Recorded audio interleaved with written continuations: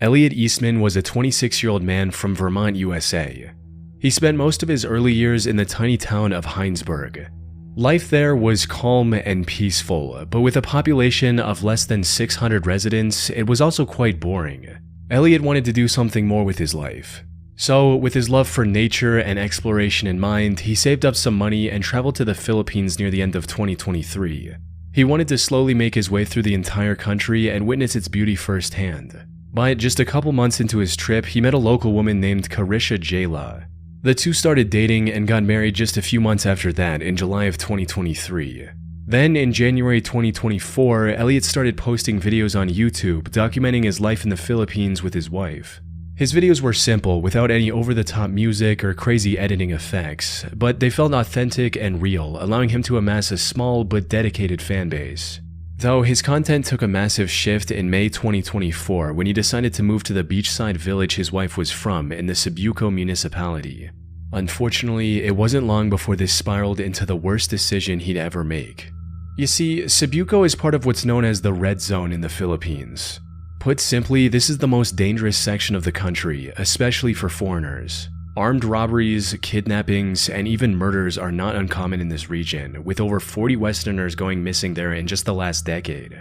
However, Elliot was well aware of this fact, as evident from his channel's description, which read, "I'm Elliot Eastman. I am 26 years old and I came to the Philippines about a year and a half ago, where I met the love of my life deep in the mountains of the Red Zone of the Philippines.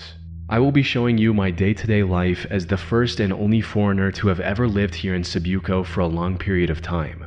He mentioned the danger in some of his video titles as well. But despite the threat to his life, he still wanted to build a life in Cebuco. So he rented an apartment and even built his own grocery shop near the beach, all while documenting the entirety of his journey on YouTube. Now, there were times when he felt threatened and had to hide from some locals to avoid getting in serious trouble. But despite the somewhat dire circumstances, Elliot was enjoying his time in Cebuco and slowly building the life he wanted. However, just when things were starting to look up for Elliot, tragedy struck. The incident took place on the night of October 17, 2024, when, after doing several short live streams throughout the day, Elliot went offline and sat for dinner with his wife and her parents. But then, a few minutes later, 4 men with guns barged into their home and started telling Elliot to go outside.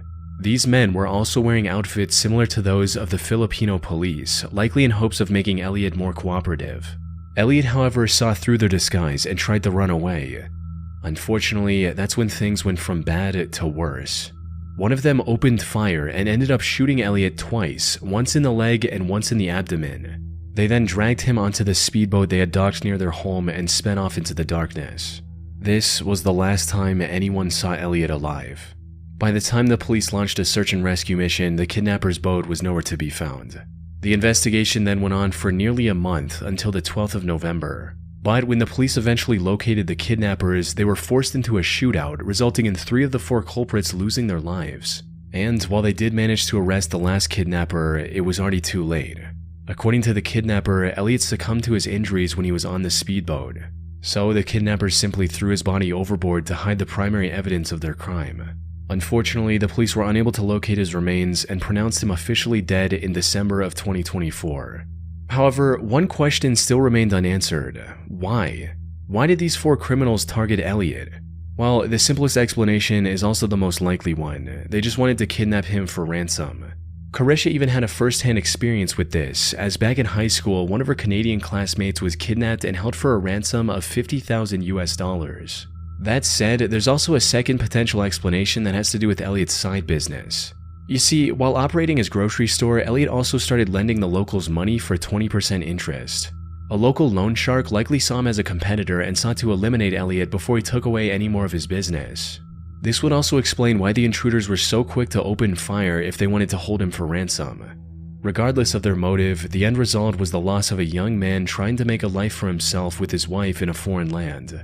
His YouTube channel now sits abandoned, with its many uploads remaining as proof as the life he once lived.